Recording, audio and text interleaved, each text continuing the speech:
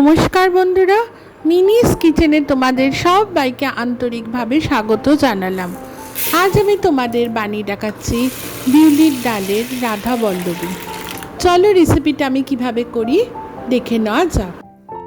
Half বাটির কিছু বেশি বিউলির ডাল নিয়ে 2-3 বার জল পাল্টে ভালো করে ধুয়ে নিই। গরম করে নিলাম। এর মধ্যে আমি 1 হাতা মৌরি দিয়ে দিলাম, ভালো করে ভাজা ভাজা করে নিচ্ছি। নিয়ে আমি একটা ব্লেন্ডারের সাহায্যে সামান্য একটু পিষে নেব। এটা তোমরা হামানদিস্তাতেও আধ পেশা করে নিতে পারো।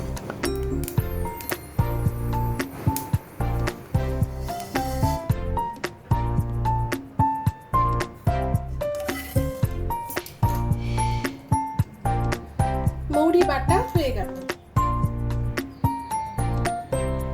এখানে আমি 1 ইঞ্চের মতো আদা নিয়েছি, ভালো করে ঘষে নিচ্ছি। এর সাথে নিয়েছি 4টে কাঁচা লঙ্কা। এই কাঁচা লঙ্কা আমি কুচি কুচি করে নিচ্ছি।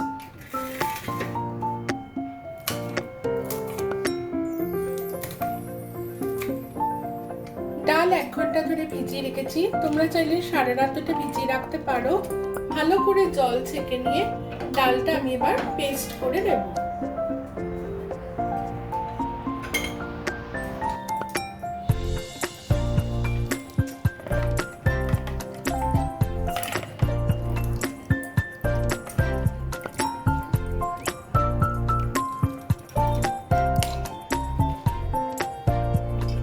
এখানে শুধু ডালই দিলাম, এর ভিতর কিন্তু আমি কোনো মশলা, লবণ বা কাঁচা লঙ্কা, আদা কিছুই ব্যবহার করি। এটা আমি এবার ব্লেন্ড করে আনছি।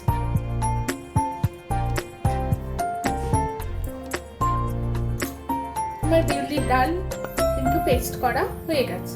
আমি এরকম পেস্ট করেছি। এবার মশলাটা বানাচ্ছি। একটা ফ্রাই প্যান গরম করে কিছুটা তেল দিলাম। তেল গরম করে নিয়েছি। এর মধ্যে আমি দিলাম 1 চামচ ঘি। তাহলে আমার গন্ধটা পুরো ভালো হবে। ঘি আর তেল যদি আমি একসাথে দিই, তোমরা চাইলে এটা শুধু ঘিটাও করতে পারো। তেল গরম হয়ে গেছে, আমি এখানে দিলাম হিং।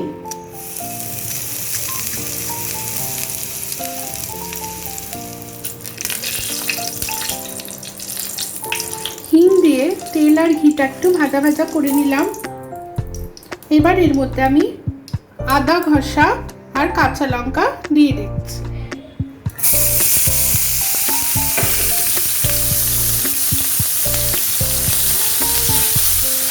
ভালো করে আদাটা ভাজবো, ততক্ষণ পর্যন্ত ভাজবো যতক্ষণ আদার কাঁচা গন্ধ আমার চলে যাবে।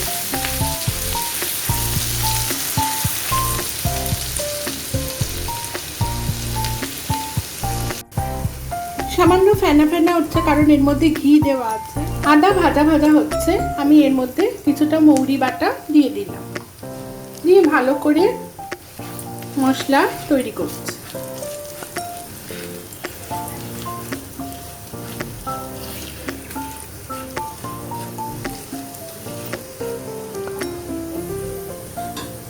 মশলা ভাজা হয়ে গেছে, আমি পেস্ট করে রাখা বিউলির ডাল দিয়ে দিচ্ছি। মশলার বাটি ধুয়ে সামান্য জলটাও দিয়ে দিলাম।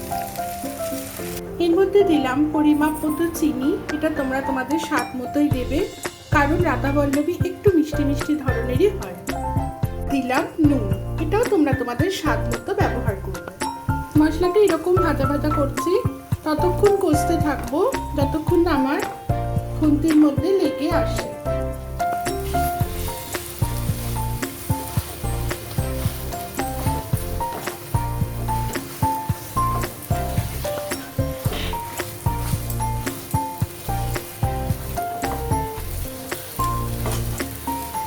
দেখো আমার কলাইয়ের ডালের মশলা কিন্তু একেবারে রেডি। ডেলা মতো করে এসেছে এবং উঠেও আসছে। এবার এটা আমি একটা অন্য পাত্রে রেখে দিচ্ছি। আমার বিউলির ডাল বা কলাইয়ের ডালের পুরটা এরকম শক্ত একদম রেডি হয়ে গেছে। এবার আমি ময়দাটা মাখছি। একটা খালি পাত্র নিলাম, এখানে আমি 2 বাটির মতো ময়দা নিচ্ছি।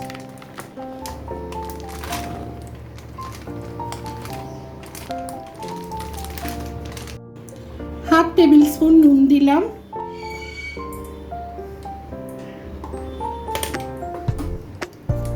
এক চামচ মৌরি বাটা দিলাম,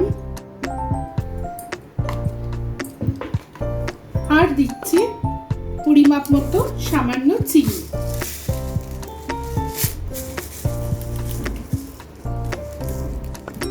দিলাম 2 টেবিল স্পুন সাদা তেল বা যে কোনো ভেজিটেবল। এইবার ভালো করে আমি ময়দাটা আগে মিশিয়ে নিচ্ছি সমস্ত উপকরণগুলো দিয়ে।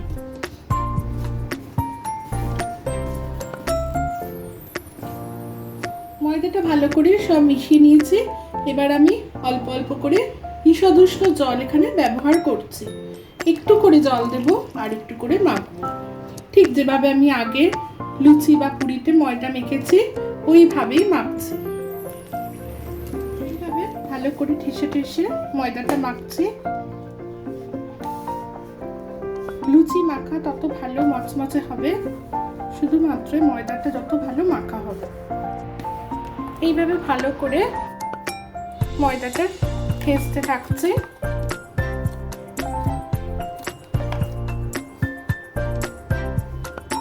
ময়দা মাখা হয়ে গেছে।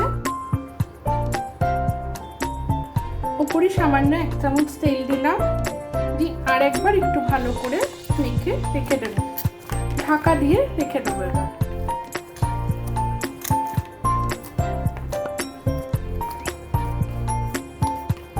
এবার আধ ঘন্টার জন্য ঢাকা দিয়ে ময়দাটা রেখে দিলাম।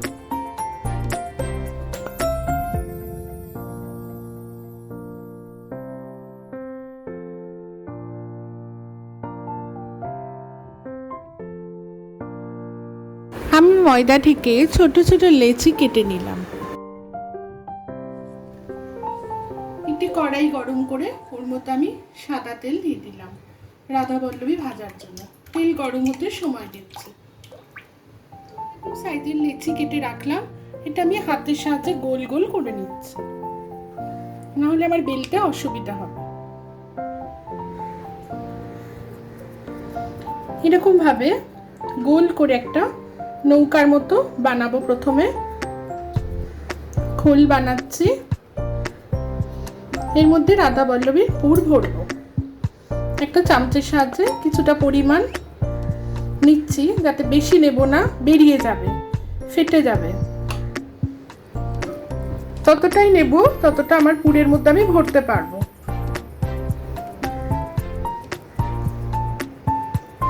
মুখগুলো জাস্ট এইভাবে বন্ধ করে দিলাম। বেশি হলে আমি রেখে দিচ্ছি।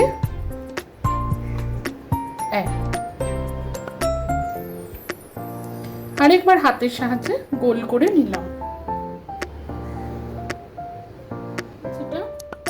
ময়দা ছড়িয়ে নিলাম।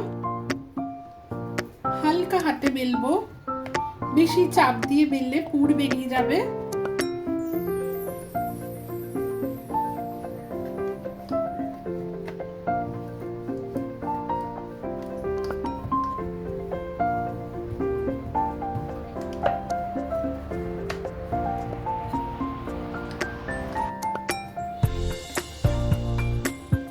আরেকটি তোমাদের বেলে দেখাচ্ছি।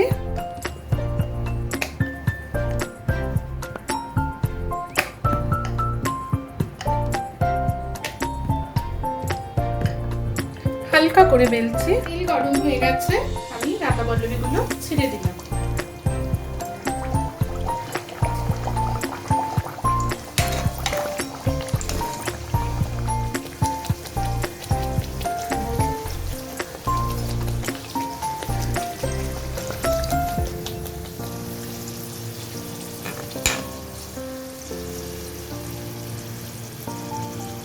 দেখো আমাদের রাধাবল্লভী কিন্তু একেবারে রেডি।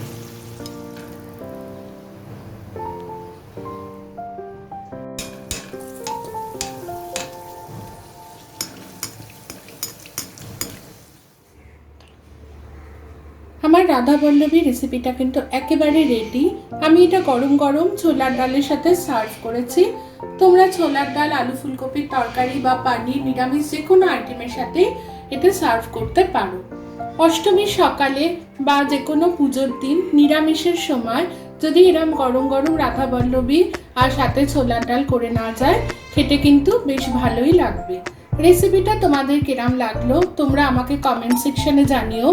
তার সাথে আমার চ্যানেল লাইক ও সাবস্ক্রাইব করার অনেক বেশি অনুরোধ রইল। ভালো থেকো, সুস্থ থেকো, পুজোতে সবাই অনেক অনেক আনন্দ করো। আবার আসবো পরবর্তী কুকিং ভিডিও নিয়ে। নমস্কার।